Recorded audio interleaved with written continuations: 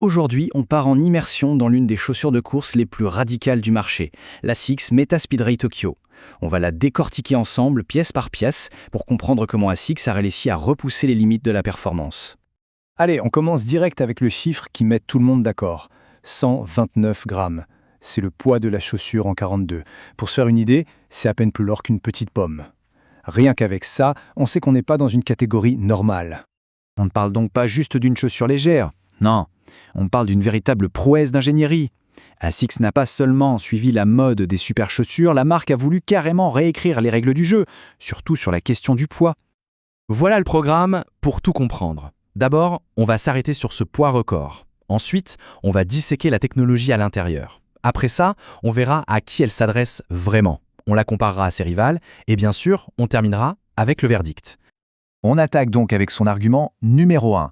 La Metaspeed Ray Tokyo, c'est le résultat d'une obsession chez ASICS, la chasse au moindre gramme. C'est une quête de performance pure, où absolument tout ce qui n'était pas essentiel a été éliminé. Juste un petit rappel pour être sûr qu'on parle bien de la même chose, une super chaussure, qu'est-ce que c'est? C'est ce fameux combo, une mousse ultra dynamique et une plaque en carbone qui agit comme un ressort. Eh bien, la Metaspeed Ray, c'est peut-être la version la plus extrême de cette idée. Bon, maintenant, la question qui fâche. Comment est-ce que c'est possible d'arriver à un poids pareil? Pour le savoir, on va mettre les mains dans le cambouis et regarder ce qu'il y a sous le capot pièce par pièce. Le cœur de la bête, c'est ça, la mousse FF Liptom. Et attention, les chiffres sont assez dingues. Elle est 15% plus légère que la meilleure mousse d'ASICS jusqu'ici, la FF Blast Turbo Plus.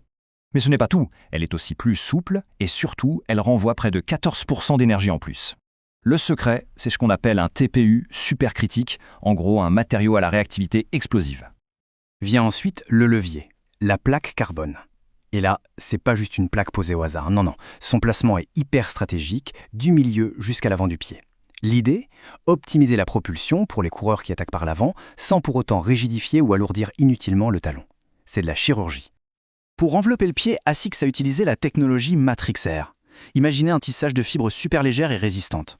Le défi, c'était d'avoir un truc qui respire à maximum, c'est vital en course, tout en maintenant parfaitement le pied. Et le plus fou, c'est que malgré sa finesse, ça reste étonnamment solide. Et enfin, ce qui nous relie à la route, l'adhérence. Et là, petite surprise, la technologie vient du trail, c'est l'ASICS Grip. Ça veut dire qu'on a une accroche super fiable, même quand c'est mouillé ou qu'on prend un virage un peu sec. Le caoutchouc est placé uniquement là où il faut pour ne pas gâcher le moindre gramme. Et au final, toute cette fiche technique, tout ce jargon, ça se résume à quoi? Eh bien, à cette phrase. Tout est fait pour arriver à cette sensation d'oubli total de la chaussure, comme si on courait pieds nus, mais avec un ressort. Mais attention, cette sensation, elle n'est pas pour tout le monde, loin de là. Et on arrive maintenant au point le plus important de cette analyse. Pour qui cette chaussure est-elle vraiment faite? Parce qu'on va le voir, c'est une chaussure de niche.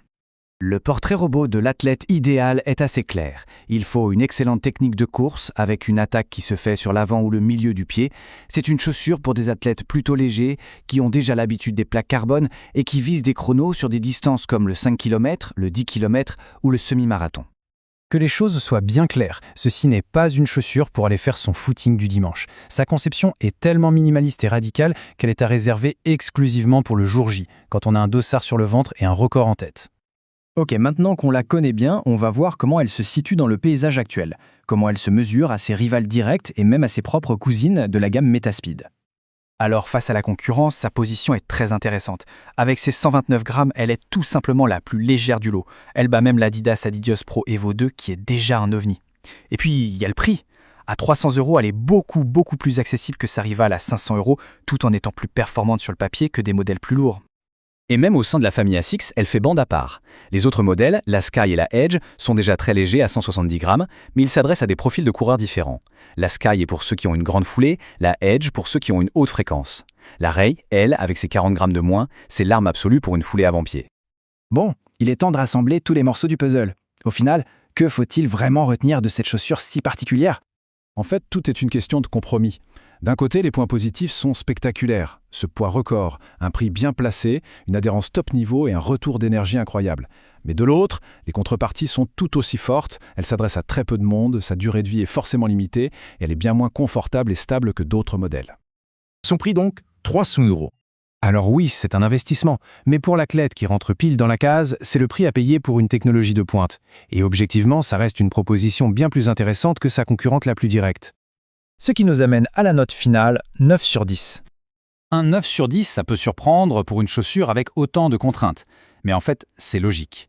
On ne la note pas sur sa polyvalence, mais sur sa capacité à remplir une mission bien précise.